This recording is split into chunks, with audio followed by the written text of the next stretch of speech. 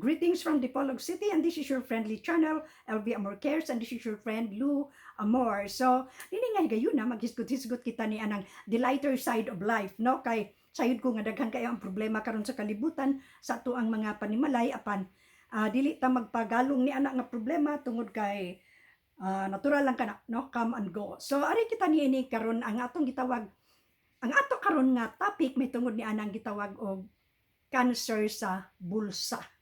Cancer sa bulsa. Although figurative speech kana, no, so bahin sa kapobrehon o kanang pagkawalay kwarta apan aron medyo mabibo kita, no, ato lang kanang hinganlan og dangan ang cancer sa bulsa. So ngano kini nga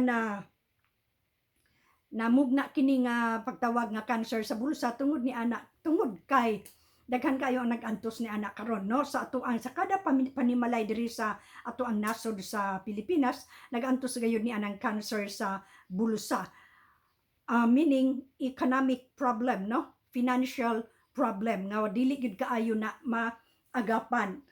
So in comparison sa tinuod gayud nga cancer, the thing is pila lamang ang involved, no, ang higdungdan nga mao gyoy patient, ang iyang familia, of course, apan dili gyud sa entire community, no.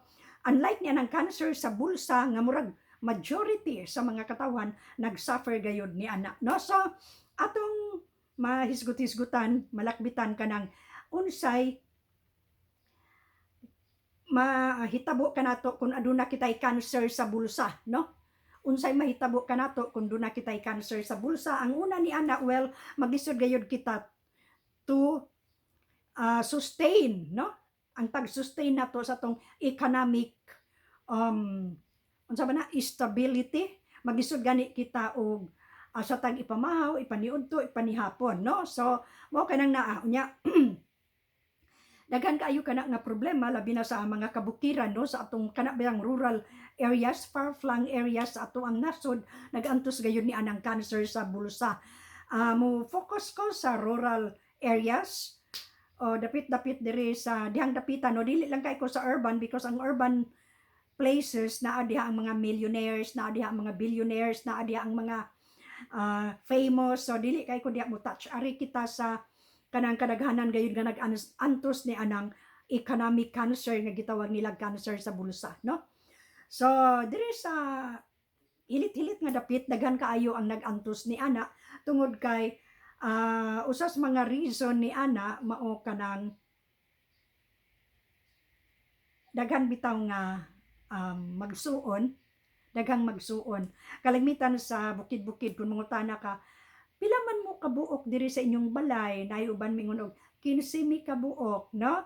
Kay nga akong anak, ang akong anak 8 kabuok, duna pa ko'y mamagpapa, dayon mga igsuon nako, no, manghod mga inana-in-law. So all in all sa usa ka panimalay naay mga 15 ka buok, extended family man gud ang atuan, no. So dili kita makabasol ni ana tungod kay moumay atong kultura apan nasayod ba kita nga usa ka na siya sa makahigot nato ni anang ginatawag og cancer sa bulsa nga, no, economic kuan man gud na problem man gud na dayon.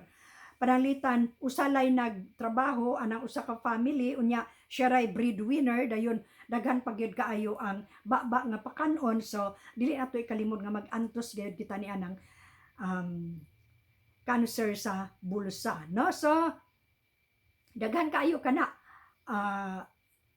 ang balay medyo huot kay gamay ra pod, no, dayon dili kaayo kita maka apas ni anang mga gusto nato nga pagapaliton na kanang mga luxury. Di man nato i-deny nga as tao na kita ni anang desire nga nindot, no, mayahay unta ko, makabalay unta ko og dako, makabalay unta ko og nindot nga balay, dayon makaadto ko ana nga lugar na burong tayo kung sakyanan. So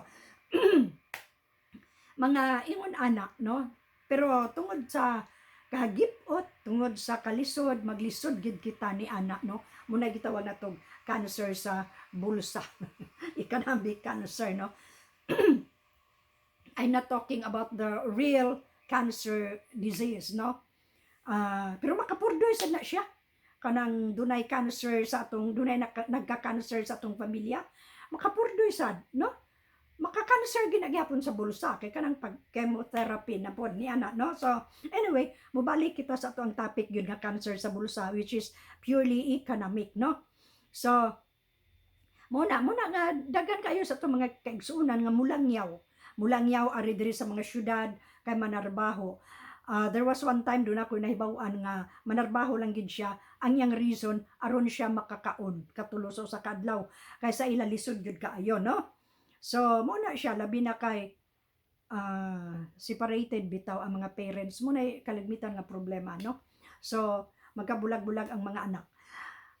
Mauna manarbaho na lang ang uban mag OFW, no? So daghan pud ang na-successful ni ana na ahon nilang ilang pamilya sa kalisod, nakapaeskwela sila mga manghod because nagantos og panarbaho sa lain nga nasod. Ang uban mga tug Manila, mga adto sa Luzon, sa Visayas, no? Moadto sa mga dagkong syudad sa Mindanao aron lang makatrabaho, makatabang sa ilang mga ginikanan og mga igsuon. So dili nato ikalimod nga naapoy nakasulbad sa ilaang cancer sa bulsa, no? Apan kalagmitan na agyod gihapon daghan kinabag-an kana. So usa sa mga kalisod ni ana maglisod sa balay, maglisod pagpa-eskwela sa mga anak tungod lagi kay daghan lagi pod, no? Kalagmitan diya sa bukid-bukid ang kinagamyan diya nga anak 8 siyam nya ang nanarbaho ana ang papara unya ang trabaho anak kalagmitan manguan bakag tuba, mangdampas, mangisda, mangani. So muna na the usual nga trabaho, no? Pero kulang gyud kaayo na siya, kulang gina siya kaayo, no? So unsay ang nato nga buhaton, ang ato yung hinagiban ni ana aron maahon kita sa kalisod, ang kakugi ragayon unya mo kinahanglan mo survive kita sa mga kamingaw, sa mga alantuson, no? Diha ana kana sa mabulag man gyud syempre sa pamilya kun manarbaho, so diha gid tang dapita, diha kinahanglang maglig-on, no? Aron masulbad ang atong mga gibati diri nga cancer sa bulsa, no? So doon na gani ko na hibawan ako mga friends, daghan man kog na met nga mga friends nga abi nimo nag-working student ko, no? Mumatag alas 4 sa kadlawon, alas 3 magtrabaho nako aron makaapas pa ko og tuon dayon lungag adto sa eskwelahan dayon, then balik na sad trabaho na sad. So sa hinay-hinay nga agwanta ampo gyud nga makahuman gi-focus niya yang una-una nga kinahanglang mahuman kog eskwela, dili ko manguyab, kinahanglang mahuman ko, no? Tuod man nasuklian ang maong kakugi, ang maong mga mission, ang maong goal, no? Ang mga ambition, nakahuman og eskwela, nakatrabaho, karon nahimong uban ana nahimong abogado, karon hayahay na gid sila, no? So nasulbad ang ilang cancer sa bulsa. Doon ako nahibaw-an nga usa lang siya kana bitang DI, no? Mga DI. And then hangtod nga eskwela dayon agwanta lang gyud, karon nahimo ng doctor, nahimo na siyang nahimo ng surgeon, no? So ingon ana daghan kaayo ang mga naagian nila nga kalisod aron lang mahawas gikan ni anang kalisod, no? Kanang economic poverty gyud, no? So ug magkugi lang ang tawo, daghan gyud kaayo ang nahuman gyud ni ana. Kana ato mga milyonaryo karon, mga billionaire, dili man na sila wala na sila matawo nga sapian gyud. Gawas na ilang mga anak karon kay mga anak naman na sila dato, pero kana sila ang mga grandfather nila, ang mga parents nila, dili na sila mga dato. Nagantos po na sila sa social cancer sa bulsa, pero nagkugi hangtod nga nahimong hayahay, no? So mao kana pipila ka mga pamaagi unsaon nga kita makaahon maluwas nining ato ang cancer sa bulsa, gitawag nato, no? Kakugi lang gyud, unya dili bitaw sagulan og binuang ang pagkinabuhi, kanang loyal sa atong amo. Kung nakitay amo, mahimo kitang loyal, magtrabaho gyud ta nga kinasing-kasing, inubanan sa pagampo, giya sa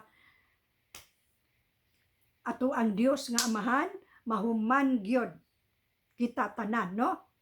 Mahuman gyud ta tanan. Mauna siya ang ato diha nga hinagiban ra gyud. I myself, working student man ko.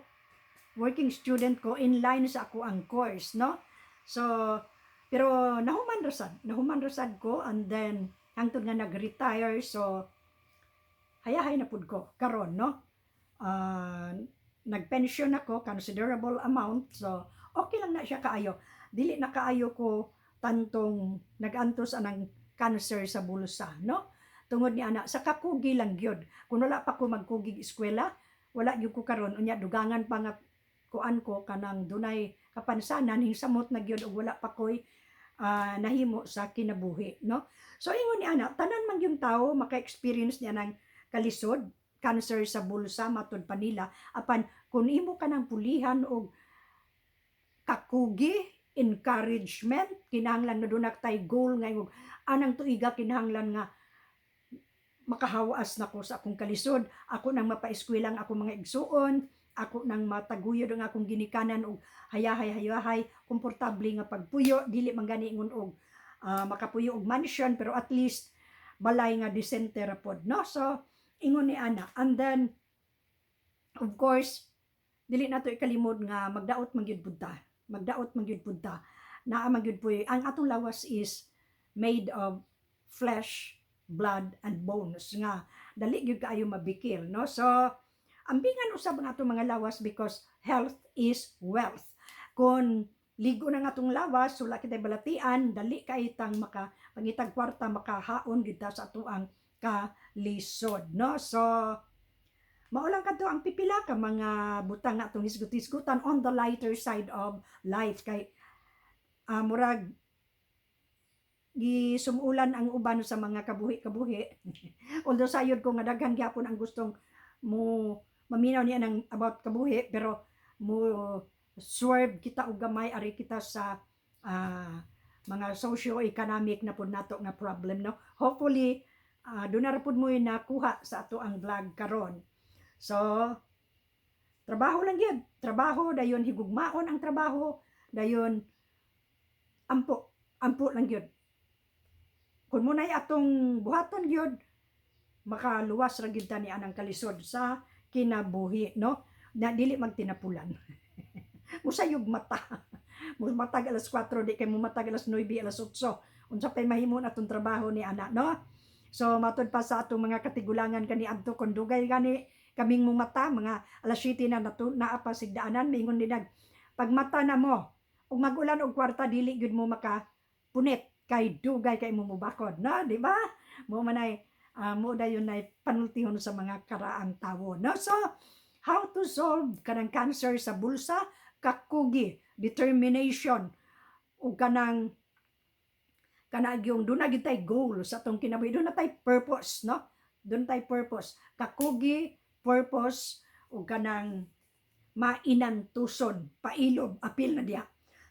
Apil ang endurance diha, no? So with all added together, economically ma-uplift gyud ta, no? Unya masulbad ka ng atong cancer sa bulsa. And then have a good and godly day, everyone, and please remember, when the going gets rough and tough, looking unto Jesus, the author and finisher of our faith. Please show your love by clicking the word subscribe, the bell button, and like. Please write your comment below this video also unsa inyong gusto pa nga mga topic nga ato nga hisgot-hisgutan kay ato kanang gam-an og research and then atong i-vlog. Salamat kaayo. Have a good and godly day, everyone, again, and please remember, Jesus loves us all, no? So hangtod sa sunod nato nga pagkulo ka bildo, no? Thank you so much.